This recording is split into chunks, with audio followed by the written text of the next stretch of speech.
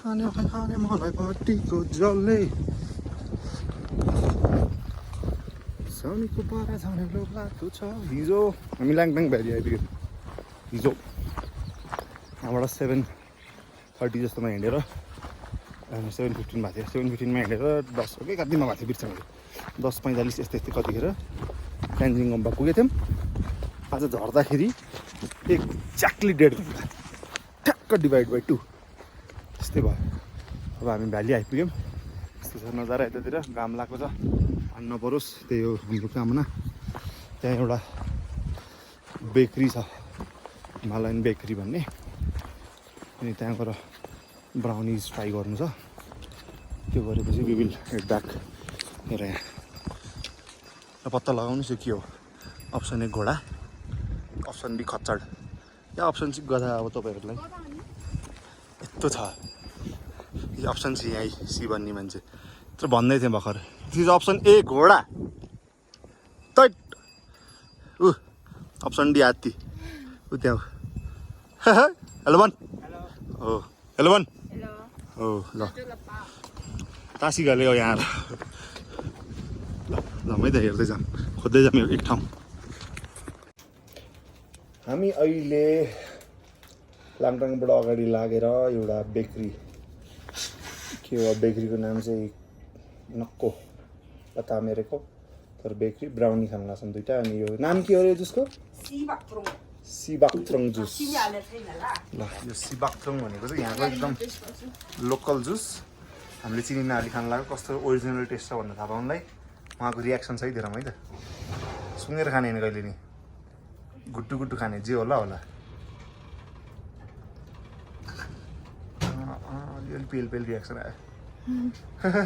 Reaction छ नि, जति खान्छौ खाऊ, आधा मलाई गर अनि यसले खान्छ थोरै। नखाने अब खान्न ल ल अब रिसबले ट्राई गरिरहेको छ। अब यसले नि सुँगेर खाँदै म पनि सुँगेर खाएको स्मेल। तिम्रो फोन देऊ न, यसरी पनि बनाउँछु के।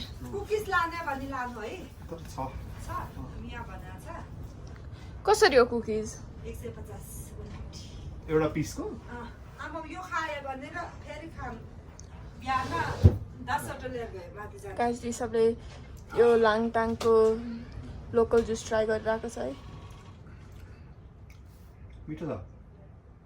खाने मल्ली भइले अब यो त मिठो रहेछ। यो कुसुम हो कि के पाउँछ नि। मौसम जस्तै स्मेल आयो। अब अंकित मोटेले सही छ त। मिठो छ है। Good good. नाम बिर्स्यो फेरि। सिबाक्त्रङ। ल अब यहाँको ब्राउनिज चाहिँ यस्तो छ। अब हामीहरू ट्राई गरिरहेको छौँ। खायो ब्राउनी कस्तो लाग्यो गाइज? अब म चाहिँ ब्राउनी ट्राई गर्छु, अब कस्तो छ अनि म भन्छु। ब्राउन ब्राउन छ त। ए ल चम्मच।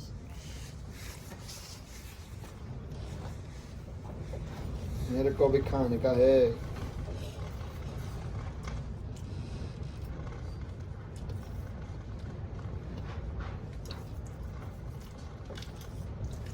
खाना यो नि मलाई पुग्यो। मिठै छ। ऊ जस्तो छ कि गाउँको पिरोको।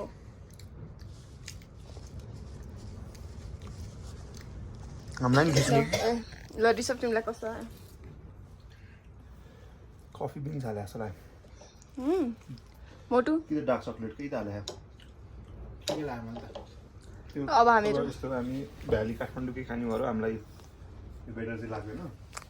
यो ठाउँमा आएर यो खाना पाउनु पनि गुड। ल यो एउटा ब्रेकफास्ट पछिको लन्च भनौँ हाम्रो। अब हामी मस्तले खान्छौँ। के छ गाइजहरू? लाङटाङ टेक डे हो। अघिदेखि यही भन्नु। के भन्छ कन्टिन्यू गरेर नि। लाङटाङबाट 12 बजे होइन 11:30 बजीतिर हिँडेको। 2 बजे हामी यता रिभर साइडको माथिको डाँडामा आयौँ।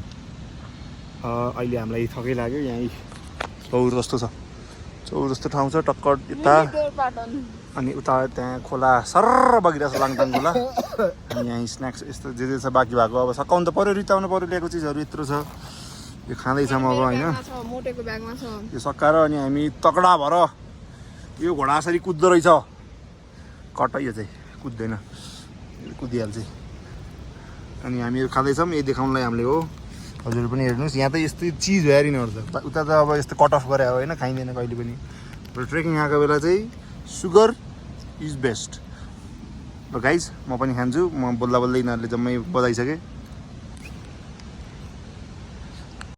Hi guys, जगलडेरी सब reporting live Langtang trek day 5 आज हाम्रो सक्यो ट्रेक अलिकति डाउन हिल हानेपछि स्याप्रुबेसी एन्ड देन हाम्रो ओभरअल लाङटाङ ट्रेक सक्यो हामीहरू स्याप्रुबेसी पुगेपछि चाहिँ हिजो घोडा तबेलादेखि हामीले ब्लग बनाएर त्यसपछि के भयो त्यो सिचुएसन हामीले एक्सप्लेन गर्छौँ त्यहाँ पुगेपछि अगाडि त्यहाँ त पुगिहाल्नु भयो कि नै रमाइलो भयो जोस् यो यसले अलिअलि रमाइलो गऱ्यो यसले अर्को जुटीले अलि बढी रमाइलो गर्यो बिचरा जुटीहरू हिँड्न नसकेर यहाँ देख्न सक्नुहुन्छ है खत्लाङ खत्ताङ खत्ताङ खत्ताङ गर्दै हिँडेको अर्को झन् कहाँ गयो एकदम एक्साइटमेन्ट थियो ट्रेकमा त अहिले हेर पारा ओहो म त फ्रेस छु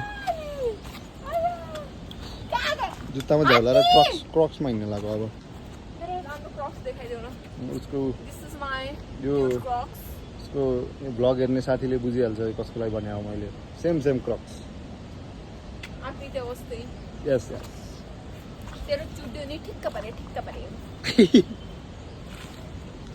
सो अगेन जगलडेरी सब रिपोर्टिङ लाइभ हामी आज चाहिँ ब्याम्बूबाट डाउन हिल 2 आवर्सको ट्रेक अहिले अनि आजको प्लान डिफ्रेन्ट छ जुन हामी सो गर्छौँ अलि पछितिर रमाइलो छ स्टे ट्युन्ड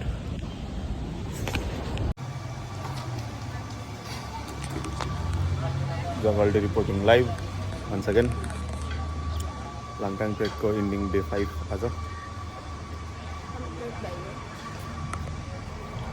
आज अलिकति बिजोग पनि पाइयो रमाइलो पनि भयो सोचे जस्तो एउटा एक्टिभिटी भएन जुन हाम्रा दोस्तहरूले पछि रिग्रेट पनि गरे हल्का फुल्का ठिकै छ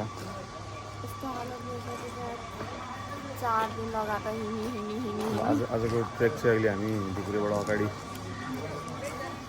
चार्जिङ स्टेसनमा छौँ चार्ज भइसकेपछि हामी यहाँबाट सिधै काठमाडौँ त्यसपछि त्यहाँबाट पनि रमाइलो छ घर गएर रेस्ट गर्ने मजाले सुत्ने भए बाहेक अरू केही काम छैन अङ्कित घर गएर लम्पट गरेर सुत्ने रे भेले घर गएर मस्त सुत्ने रे म पनि घर गएर सुत्ने भने अब के हुन्छ कसो हुन्छ कति बजी पुगिन्छ हेर्दै जाऊँ अरू चिज भने अब देखाउँदै गरौँला तपाईँहरूलाई बिस्तारी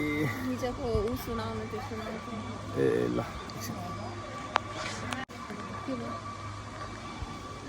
यहाँको यस्तो छ वेदर चार्जिङ हुन्जेल त हामी अब गफ गरौँ भनेर हो हिजोको एउटा घटना के सुनाउँछु मैले भन्दा हामी रेकर्ड भइरह्यो हामी क्यान्जिङ गोम्पाबाट क्यान्जिङ बेसको न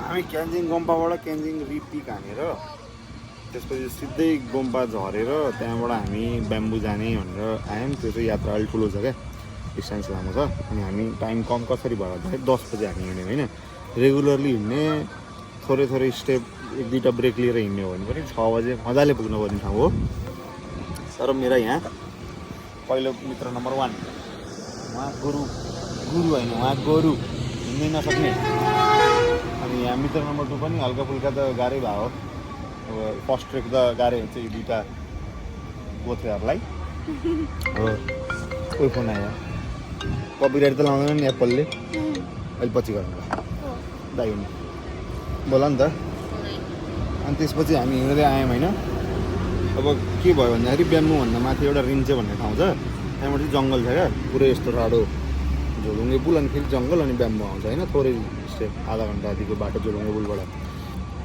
यिनीहरूको स्पिडमा यिनीहरू खचाङ गर्दै हिँड्न थालिहाल्यो हिँड्न सकेनन् गाह्रो भएको बुझिहालिन्छ दुइटै हो जे होस् मोटे अलि बढी अलि कम गाह्रो चाहिँ म भयो त गाह्रो मेरो त यो अनि त्यसपछि अनि भयो म त्यही भन्दैछु खच्याङ खच्याङै भन्दैछु अनि त्यसपछि हामी 6 बजे पुग्नुपर्ने ब्याम्बु तर 6 बजे हामी रिम्चे भन्ने ठाउँमा पुग्यौँ अब छैन 5:30 फेरि फोन आयो यार उठाउँ है एकचोटि ल घटना सुनाऊ 6 बजे होइन भने हामीहरू 5:30 बजे 6 बजे पुग्यो 6 बजे हो 5:30 बजे हो 5:30 बजे रिम्चे पुग्यौँ अनि त्यसपछि हाम्रो इस्टिमेसन अनुसार हामीहरू 6:30 बजे वहाँ ब्याम्बु पुग्छौँ भन्ने थियो अब त्यसपछि अनि एकछिन रिम्सेमा रेस्ट गऱ्यौँ हामीहरू त्यसपछि अङ्कित मोटे त्यसपछि त्यहाँ कि हिँड्नै सकेन बिचरा के भन्छ रोइरहेछ भनेर रोइरहेछ हामी मोटेलाई मोटो होइन हामी सक्छौँ भनेर हामीले उसलाई अहिले बाबु यहाँले यो स्टोरी काम पुग्यो होइन त्यसपछि हामी रिम्चेबाट झर्दाखेरि जङ्गलको बाटो अँध्यारो झिसमिस भएको थिएन पहिरोबाट झोलुङ्गे पुल क्रस गर्ने बित्तिकै अँध्यारो अब बाटो छ 30 मिनटको ओह्रालो हो खासमा 20 मिनट हिँड्यो भने 30 मिनटको बाटो ओह्रालो हामीलाई ब्याम्बु पुग्नु अँध्यारो भइसक्यो मेरो फोनको फ्ल्यास लाइट र यो फोनको फ्ल्यास लाइट बाल्दै यसले ज्यान छोडिसक्यो अङ्कितले पुरै ज्यान छोडेर ब्याग मैले बोक्या होइन अनि ऊ मम्मी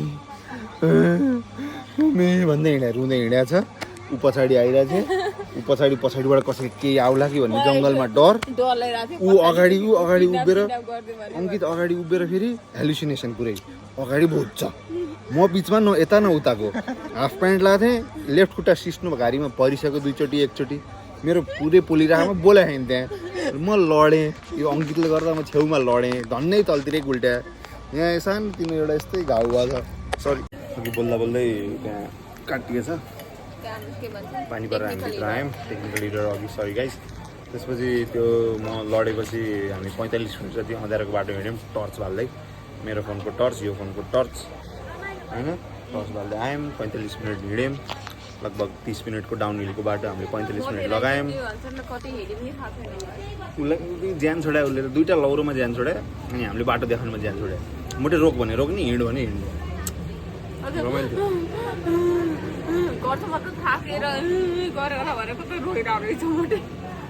ठिकै छ अब त्यही भयो हिजोको दिन अनि म ब्याम्बो होटल पुगेपछि खानासाना खायौँ दाइसँग गफ गऱ्यौँ लप्साङ दाइसँग अनि चिलमा लास्ट जसरी सुत्यौँ त्यो त ढलेकै हो ढाड मारिदिएँ मैले त्यसको ढाड मार्दाखेरि आइया गर्थ्यो अनि त्यस्तै भयो बिहान उठ्यौँ हिँड्यौँ आयौँ आउने कथा रमाइलै छ त्यो अब भयो छोडिदिउँ अब काठमाडौँ पुग्छौँ अब एकैछिनमा बाई गाइस